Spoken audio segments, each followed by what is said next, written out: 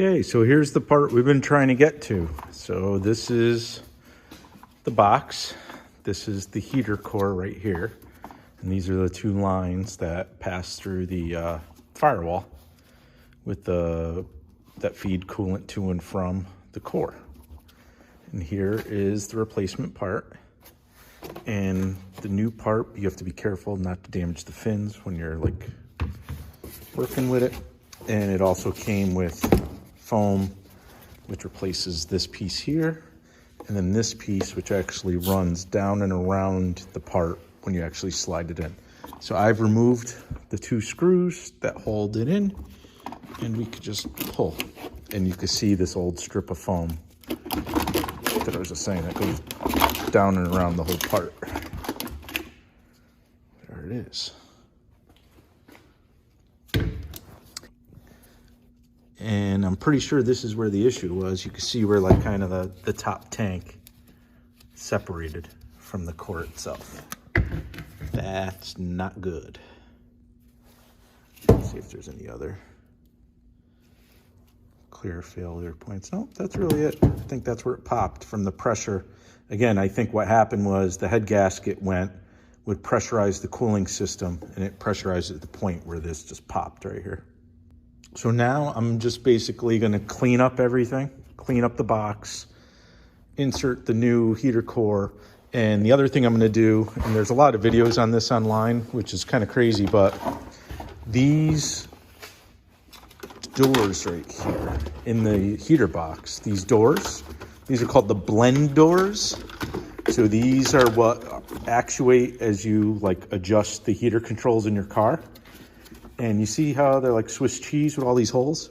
These holes were actually covered in foam, 30 years ago. And what happens, that foam deteriorates. You can see there was just still a little bit there, stuck there. And then you have foam nastiness all in your HVAC system. But more importantly, these doors don't do anything. So they can't shut off and bypass the airflow because there's big holes in them. So I actually bought some like foam tape. I went to like Home Depot, bought a bunch of different adhesive foams and stuff, and I'm gonna plug this all up. And the other thing they do with it, and there's a lot of videos showing this, is, refoaming all this here so they have a nice seal against something and all that. So I'm gonna really clean up the whole airbox assembly, the two halves with the new heater core, get it all nice, clean, assembled, kind of refresh those blend doors, lubricate the pins that the blend doors move on, and get ready to put it back in the car.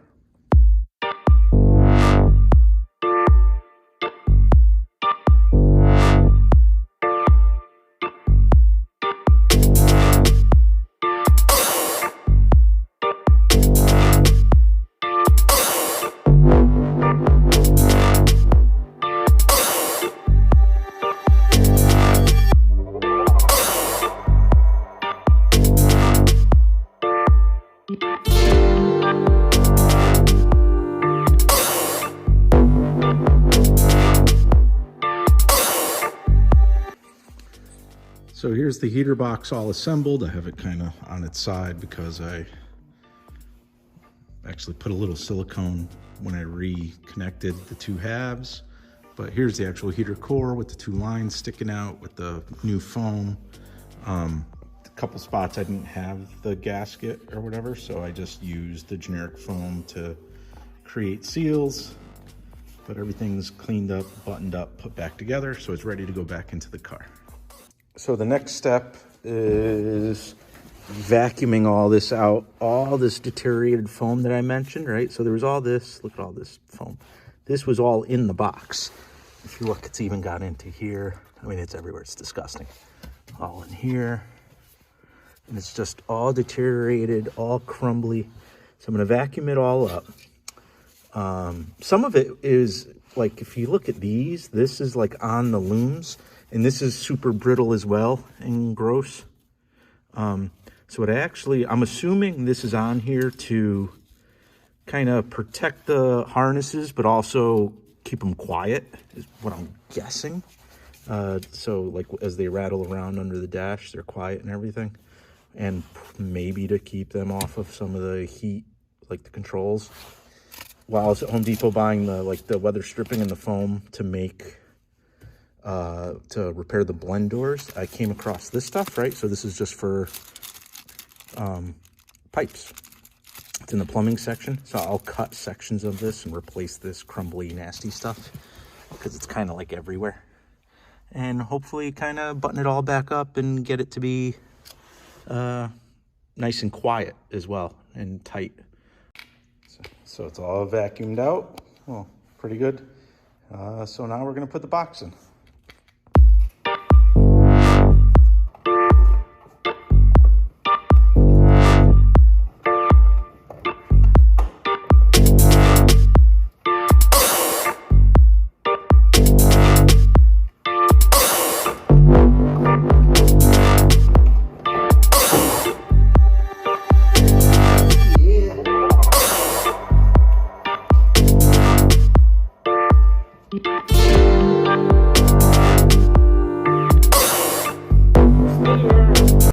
So it's actually kind of in place. The heater hoses are through the firewall. The AC lines are kind of there, but kind of needs to be held up now. So I could start tightening the nuts on the firewall side to suck this up against the wall properly. And then it's just a lot of reassembly. Going through, making sure, again, I took a lot of pictures to make sure I put it all back together and run the wiring where it all was, and all the vacuum lines connect to where they gotta connect. But that's it. The hard part's done. Now it's just trying to remember where everything went and referencing my photos for reassembly. So with the heater core in, now what you'll see are the two new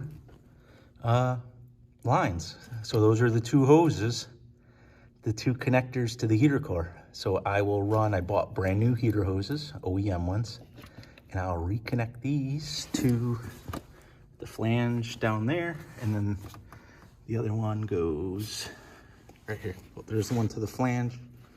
Oh, I can't really see it, that guy.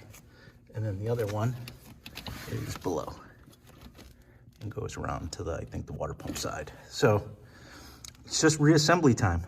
But that's really all what this was trying to get that heater core back in. There's those 10 millimeters holding it all in there. Those are the AC lines, which I got to pull in and reconnect. But we're on our way. It's really reassembly, putting the coil back on the firewall. I removed that so I could get to all those bolts. Again though, right? Like, little stupid, I think the heater core I bought was, 20 something bucks, or definitely under 100. And that little stupid part that wreaks havoc is a pain to do. Realistically though, I mean, this wasn't horrible to do. I thought I would break more in the process, like break more, because 30-year-old plastic breaks more of the clips, just any of the brittle plastic, but it really wasn't that bad. As long as you just take your time, lay everything out, and take a lot of pictures along the way. It's really not that bad to do. So yeah, hopefully Corrado will be back on the road momentarily.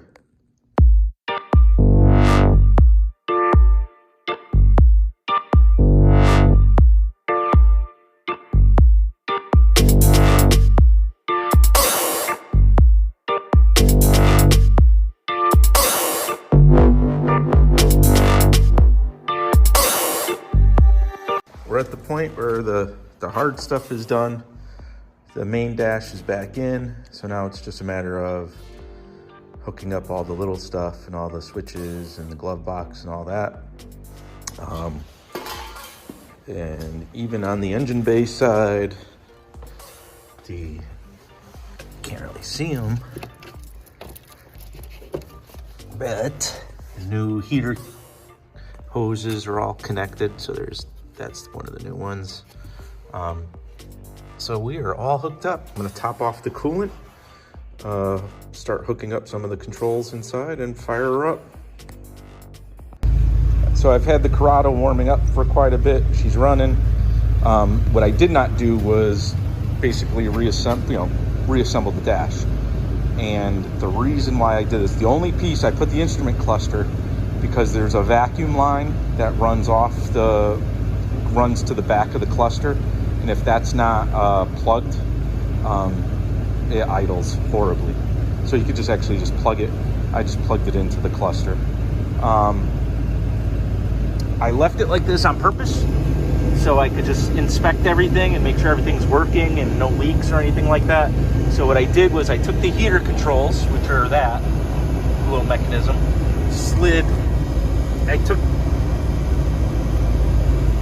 so basically I slid the two levers all the way to the right, which means the heat's on, and I think it's actually the windshield defroster when it's all the way to the right. I took this is the controller for the blower motor, and you just twist that all the way to the right. You just put a little screwdriver in there, or use the actual knob that ends up going in there, and you hear the motor blowing. And when I reach on top, I'm getting nice hot air, now that the car's been warming up. I did top off the coolant and go through the process of purging any air out of the cooling system and checking all the hoses, all the clamps, even the ones on the engine bay side, for leaks. And so far so good. So I could just finish the assembly of putting all the, the glove box, the center controls, all that, and buttoning up the interior. And this guy's back on the road. Changing the heater core, it's not that bad, right? So really there's no specialized tools. The thing you really need is time, patience, and my recommendation would be have a place to lay everything out as you take it out of the interior. Lay everything out, label, take lots of pictures, label which screw went where, that sort of thing, and that would actually really facilitate. So it's it's just a detailed job, but not hard. Doesn't really, like I said, no specialized tools and nothing crazy. I did not do anything from the bottom of the car. I never put it on the lift to do any of this. Everything was topside and fairly manageable. But that's it. Heater core change on a Corrado G60. If you found this video helpful, please like it. And if you could, subscribe to the channel and stay tuned for more Corrado content.